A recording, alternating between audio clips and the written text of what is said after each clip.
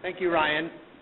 I'm from Van Meter. My name is David Young. This is my 65th county I've been to since I've been in the race. I've been in some counties as much as 3 times. And when I drive around Iowa, I'm reminded of why people come here and stay here. I'm a 6th-generation Iowan. My great-great-great-grandparents, Carl and Cornelia Splitgerber, came out from Germany to Pocahontas County and had an American dream. They heard about the Constitution, private property rights, and they farmed, and they passed that on down to generations and ended up in Van Meter, where my grandpa and grandma opened up Young's Cafe and had children. My mom and dad met in high school, had us kids, and I had the normal kind of small-town childhood like a lot of folks do. 4-H, Little League, Paperboy, Cub Scouts. Went to Buena Vista College, ended up at Drake University, started working in Des Moines, didn't like my job, saw my paycheck, saw my money was going to somebody named FICA. I don't know if you know who that is, but if you can find him, let me know.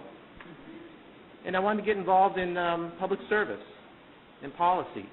And I headed east to work for Senator Grassley, and I've been his chief of staff the last several years. And I've seen Washington, D.C. and the beast of Washington up close. And you know what? It's as ugly there as it is here. You've got the right perspective. Sometimes it looks like one awful reality show when you watch the news. I know what works and what doesn't work. And when you work with Iowans every day, when you're working for Senator Grassley and fighting along beside him,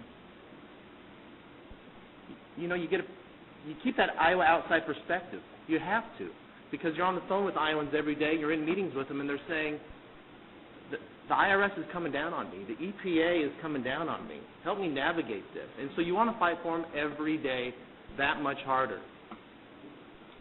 And I'm ready to serve. There are 3 things that I want to tackle in Washington, 3 deficits: the budget deficit, the jobs deficit, and the trust deficit. $17 trillion. We've heard the magic number. And you know what? You can blame both sides on that. I'm a Republican, a conservative Republican, a taxpayer watchdog. I supported George W. Bush. I wish he would have vetoed some spending bills. There's been some Republican Congresses who may have outspent some Democrat Congresses. You know, states, 49 of them, by state statute or state constitutional amendment, they've got to balance their budget. And you know what? Washington needs to follow suit. We need a balanced budget amendment to the Constitution, and we need to get away from these wild budgetary schemes that we do. We do this baseline budgeting where we just give to each agency whatever they had last year and a little more, and we don't really give them any accountability. I want to do zero-based budgeting. States are doing this, and it's working. What is that? Agencies come up to the Hill, sit in front of congressional panels, and they start with 0. And I want to make them beg and justify every dollar that they're going to get. And I want to make sure the EPA is not going to use it for drones on our farms. Or Eric Holder and the DOJ is not going to use it for schemes like Fast and Furious. So we need that kind of reform and those kind of ideas and solutions. The jobs deficit, we're doing pretty darn good in Iowa. And you know who you can thank? Look in the mirror. You are the resilient force that is making this happen. But 7.4% nationally, seems like we're just all getting comfortable with that and complacent. We cannot be complacent with this. We cannot pass bad legislation like Obamacare, these comprehensive bills that are stifling the economy.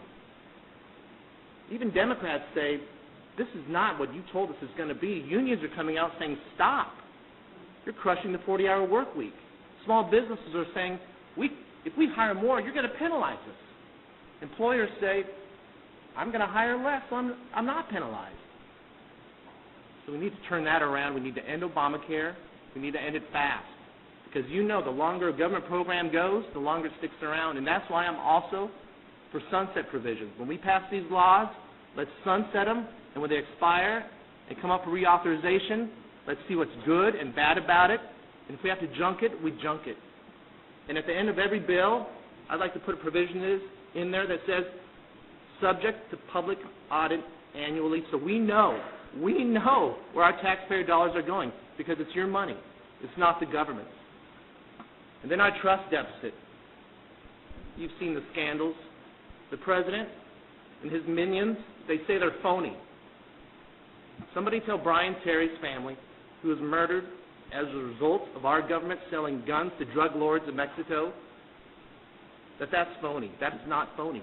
Tell those families of those 4 patriots in Benghazi who died that that's a phony scandal. Hillary Clinton says, what difference does it make? It makes all the difference in the world, because this is about trust and accountability, and we deserve to know the truth, and those families do.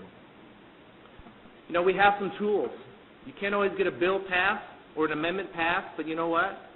The constitutional founding fathers gave us the power of oversight and investigations, and that's how you come up with finding out about Fast and Furious.